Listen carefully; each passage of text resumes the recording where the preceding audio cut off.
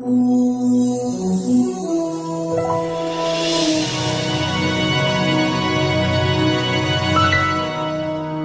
everyone, this is Ryan Hoyme, AK Massage, and today we have Nancy. Welcome, Nancy. Thank you, Ryan. Yeah. So tell us a little bit about yourself. Well, I became a massage therapist in 1974 and I studied with the great and awesome J. Victor Shear in Santa Fe, New Mexico. And that started me on a voyage. I also studied at the same time with Sensei Nakasano, and that was a Eastern and Western adventure because I studied Aikido, macrobiotics, acupuncture, and the Kodo-Timer principle. At the same time, I went to Western massage school. And one day I went over and I saw Jay and I said, Jay, we have to lower all the tables because they're just too high and we have to adjust our body mechanics and use our legs and our bodies and our momentum and our body weight, and we'll save our hands that way. So that was really the beginning. And then Jay wanted me to stay there and help run his school after I graduated, and I went east because my mom got sick, and I ended up staying on the East Coast and becoming secretary of the Massachusetts chapter of the AMTA for Perry Plouffe, and eventually started the main chapter for the AMTA, and in my school in 1980, the Dail School of Massage. Is there anything you haven't done yet? I don't think so. I feel blessed to be able to be a massage therapist for 40 years, to love what I do, to be able to have my soul in my profession. I just love that. I've also written a textbook, Kinesiology for Manual Therapy, so I've become an author, a school director, an educator, a CE provider, author, and I've kind of done it all in it. And I've only really been in one profession, but I've been able to be creative enough to do all these things over the years, raise a family, be out in the country, and travel and be a part of these organizations. What kind of changes have you seen in It's massive. You know, it's very interesting to be in a profession for 4 decades and to see a massive amount of change. I used to start out and be a part of giving presentations back even in the 70s, and I'd ask people, how many people in the room have ever had massage, and maybe 1 or 2 people would put their hands up. Now you ask that question and everybody in the room puts their hand up.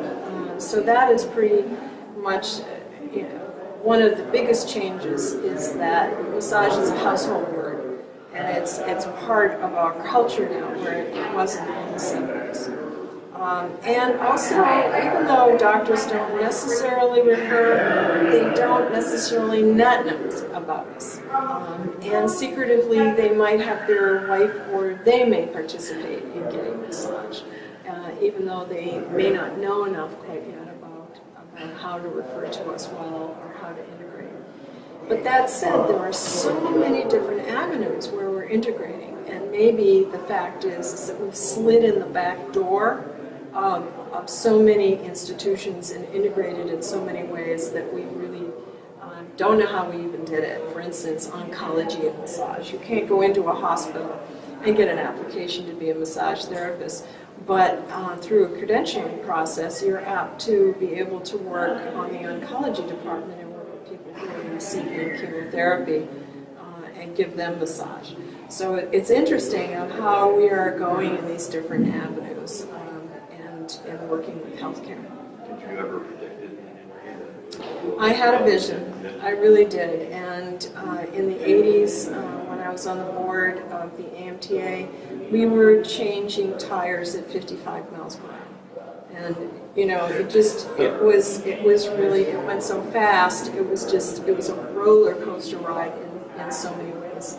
I did not predict that the market would get so flooded with massage therapists, especially ones that maybe not were well prepared for the career field, and that there would be almost a dive in people attending schools or knowing to attend. And I don't know, I personally don't know if that's, that part of that is because of technology coming up, you know, and that we have to come up to speed, like Whitney said today, or what that is. But I think that is going to turn around and shift, because quite frankly, if the numbers don't come up, we're going to have a shortage of massage therapists in the field. And honestly, it's looking like that already, because some of the massage schools are closing down and stuff.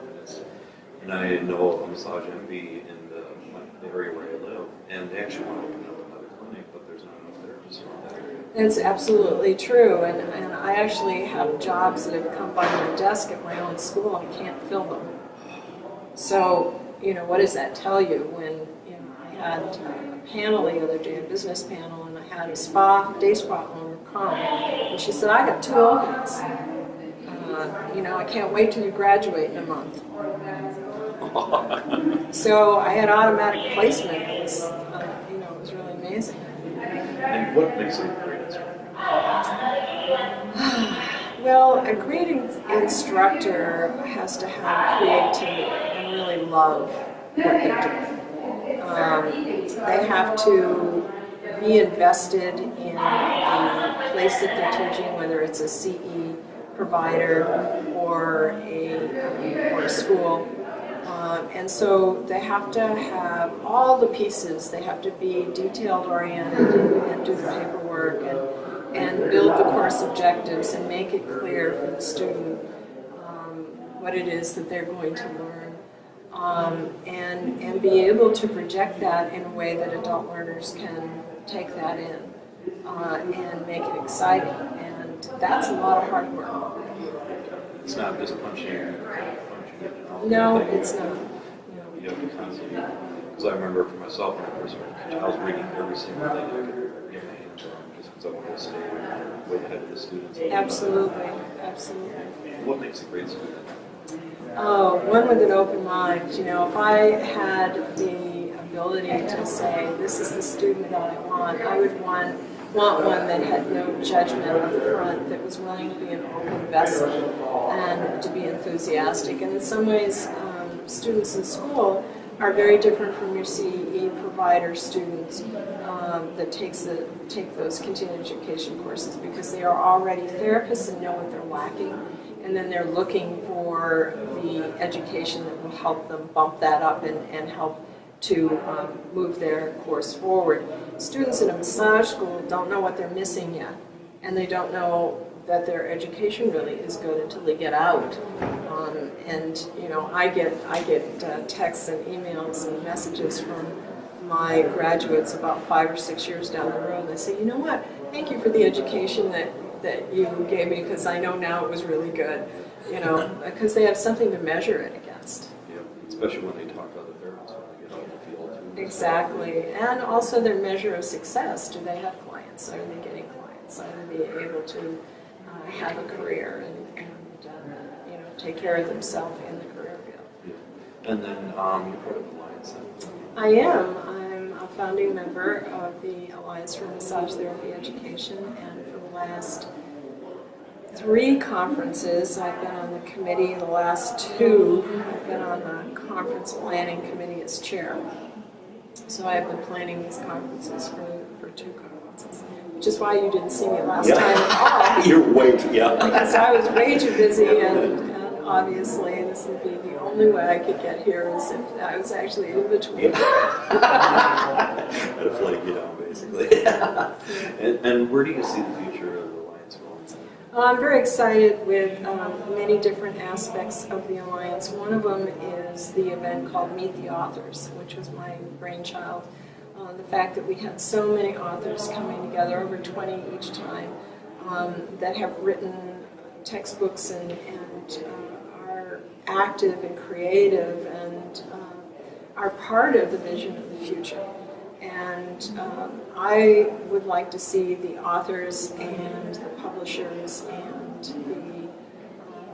the media, Massage Day magazines, newspapers, all of those come together and look at how we can create things for the future.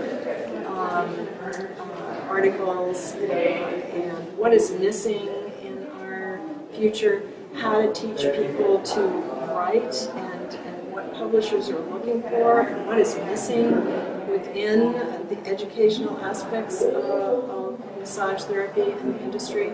I think that there is a real seed group here of these people that are coming together that can provide a mechanism that will take us into the future. And so I see a lot, and that's only one aspect. Yeah, because for myself, January 2001, I got a book and syllabus on Friday and started teaching it Monday. Yeah. So no teaching experience, no nothing, just thrown into it. So that's more resources out there. Right, the core competency for teaching is a document that is really loaded with information for teaching in this industry, and that is definitely a step forward for not just for the Alliance, but for our industry itself. And then where can people get a hold of your book? My book is Kinesiology for Manual Therapies, and that took me 4 years to write. It's based on a philosophy of how to work and on science, and I embrace all different kinds of modalities based on the individuals on the table. So I go around the country and teach how to work on different areas of the body and the in-depth science of that area. And nitty-gritty of the origins, insertions, actions, and muscles, how muscles work together in groups in a curative position, the treatment protocol, those types of things, sequence, repetitive action, those are all part of what I do. It's with McGraw-Hill, it's available on Amazon, our website, schoolmassage.net, and it has, for those teaching individuals who want to teach kinesiology, it comes with lesson plans and textbook and all the ancillaries, PowerPoint, there's everything that goes with it. It makes instructors easier to. And I'm really accessible by email as well as through the school. I'm pretty visible. I can do teaching classes. I can consult. I can do whatever they need to help them on their way for that. Kinesiology is one thing that needs a little bit of a bump forward. It's not always included in schools, and it's one of the missing pieces that is going to lead towards more therapeutic work, more science. Science is the foundation of your art. Well, thank you very much, Nancy. Thank you. Yeah, thank you. Thanks, everyone.